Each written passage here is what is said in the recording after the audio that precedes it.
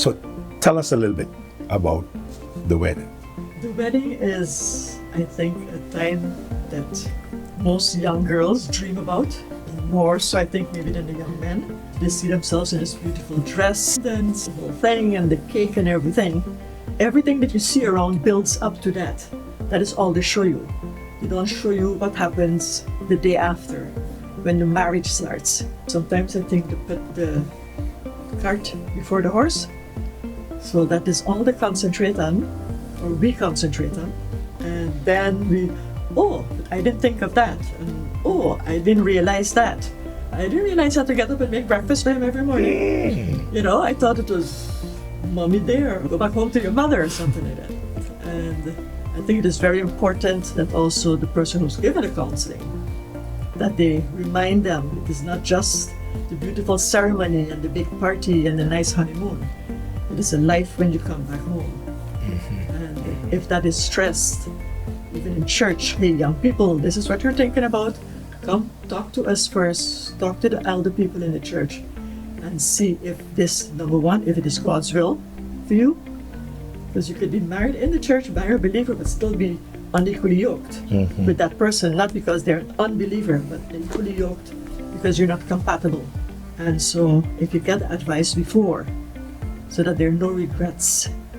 So it is important to know God's will, speak to other people, get advice from the elders, from the elder women, the elder men in the church, and move on from there. So the wedding, Brother Danny, could you remember how much was paid for your wife's dress? Yeah, I ain't joking. Okay. I got it right in my head. Tell me. All right, so I know we paid a lot for that dress. I ain't gonna tell you how much we paid, because it was so much, but we paid a lot for that dress. And that's how many years ago? That was 20 years ago. Yeah. And that's for the dress. We had to fly to the place that sold the dress and spend some days there and get back. So that's not even included? No. Back then, it wasn't an issue for us because we had a plan. We were saving towards it, working towards it, and so forth. We even brought some folks in, family members, and said, could you take care of this, could take care of that. So budget-wise, it fit good. Lately, I was reminded of that amount as what, for true?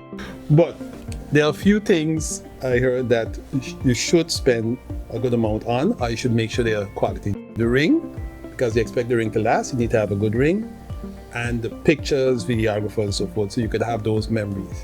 And what we did when we were getting married, of course, we spent a lot on the dress, but on other things, we didn't go overboard. Let me just ask you a little question, Brother Collins. You don't need to elaborate. Speaking of the budget, were you also taking in consideration in that budget after the wedding? Are you just budgeting to make sure you got enough to cover this after the wedding? We can need to buy food, blocks, land. It was just, let's deal with this now. To answer you, yes, but not way down the line after the wedding. Okay. Yeah? I figure. Yeah. And nothing is wrong if you can afford those type of things. Yeah. What we're trying to prove is how far we go for the wedding. Yep. The ring, the food, the place to keep the wedding. Even these days, the church. People choose which church they want for their wedding because of pictures and stuff like that. The flowers. You'll be surprised of the cost of the transportation today. In some weddings, all the Jeeps gotta be black. You can watch and see that's thousands of dollars. And the truth of the matter is, sometimes you can watch what's happening in the wedding while it's happening, and you can tell yourself, something isn't right. But we spend so much in weddings. Pastors. Indeed, yes. I think it's a special occasion for both, especially for the bride. But I think they have the misconception where they watch it on TV. They see that polarized event. I know that there's a wife, she said that if she knew this was going to be, she would never get married. But that picture they see on TV, that fairy tale, it says after that, live happily ever after. I think that is what is being seen out there, and they're grabbing towards that. And when the reality of it really hits, they're like, wow, what happened here? The money that is being spent is all fairy tale. They just want a nice, big, beautiful wedding, want a nice dress, all the families to come and stuff like that. But then thereafter, Pastor made a good point. Did you budget? Did you think of the life after? Because this is just one event. The big event, the everlasting event, is for when you finish all of this, when everybody gone home, the cleanup has done, and now you and your mate is there, right? Okay, what's next? So we broke. We ain't got no money. We got to find an apartment, or we have to go live by my mother or by your father until when we catch ourselves again. If they had just get some counseling from their pastor or from an elderly person, I believe all of that would have been avoided. And to say, hey, if you're going to spend 10, break it in half, send 5, and hold the other 5. Make a down payment on a piece of property or on a house so that you'll be able to live after all the event is done. Definitely what has happened is that fairy tale, but they don't see after they get married today and they divorce tomorrow. And that's what is happening today in our world. This is a serious matter that we are going to be dealing with. Today we just want to give you a little intro to what we'll be dealing with and the importance of counseling. I don't know if I'm the only counselor that has it in mind. When I bring two people in for counseling, I think if they are going to break up, it should be done there before they go any further. So one of the things I've developed over the years is that I've jotted some questions down. Didn't get it from no book. I just look at my life and the lives of others. I jotted some questions down that I ask that when you're in love, you're laughing and giggling, everything's sweet, and you are afraid to ask the tough questions. So as the pastor, as the counselor, I ask those tough questions such as, tell me about your former girlfriend or your former boyfriend. Sometimes people want to look holy. Oh, I didn't have no, come on. Okay, let's stop. Let's talk about it, but let's get it out in the open. Let's find out what's the relationship between you and your ex and whatever it is, so that these things are known. What if your ex were to call you? How would the other person look at it? You know, how would you feel? So the person would know the limits of how far they can go. In our introduction, we spoke about the wedding, and what about the marriage? People seem not to understand the difference between the wedding and the marriage. The wedding is everything walking up to the day. Now, they rung it off with a dance and happiness, and hitting glasses and stuff like that, and then the honeymoon. But then after you step out of the room, you got to meet real life, and that's where you have to work on the marriage life. My understanding of that, I've been married for 43 years, and every day of my life, I work on my marriage. Every day.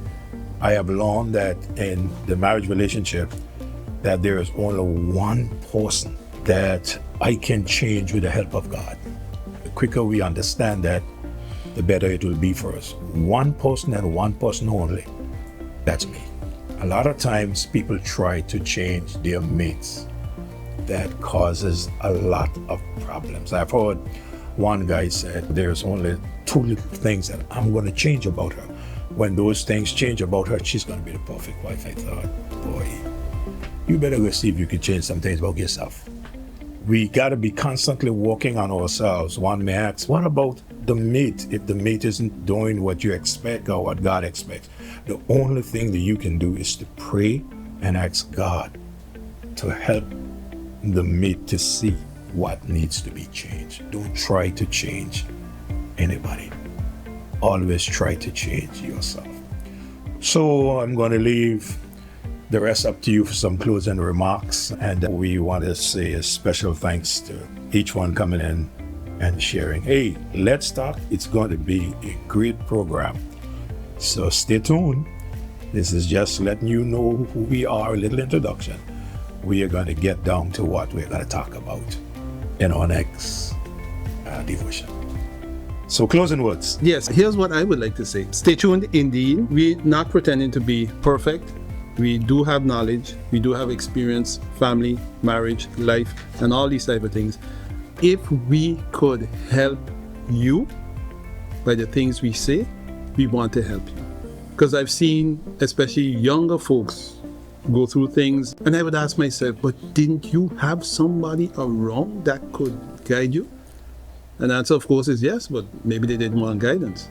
So if we could help you, we want to help you. If you believe what we're doing is helping you, please keep tuning in and pass it on. We would also like to make sure cover all of the things that are really bothering you. So if you got a burning question, if you have a matter that you say, I want you to talk about this, I need help in this area, let us know. Just put a comment, direct your questions to us, we'll find it and we'll deal with it.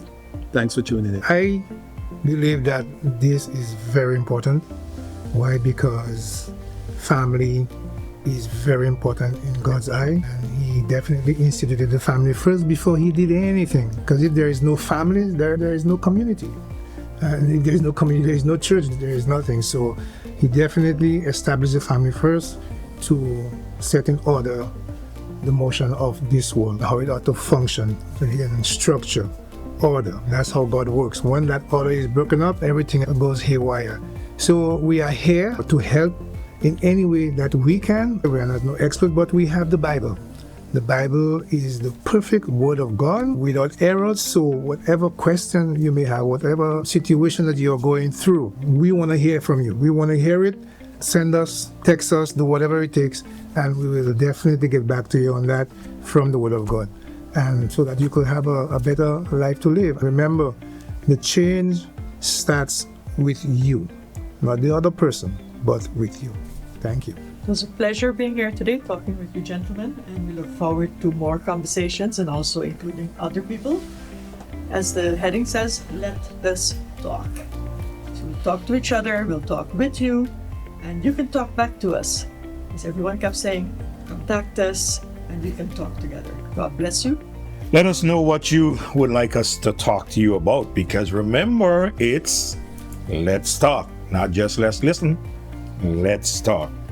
We will look at the manual, because it's always important to go back to the manual to find out how this must operate. We look at the manual and share with you what the manual says to all of us. That's the Word of God. And then we want you to know that we understand the real challenges you face. And the reason why we understand the real challenges you face is because we face the same challenges. May God bless you as you continue to listen to Let's Talk.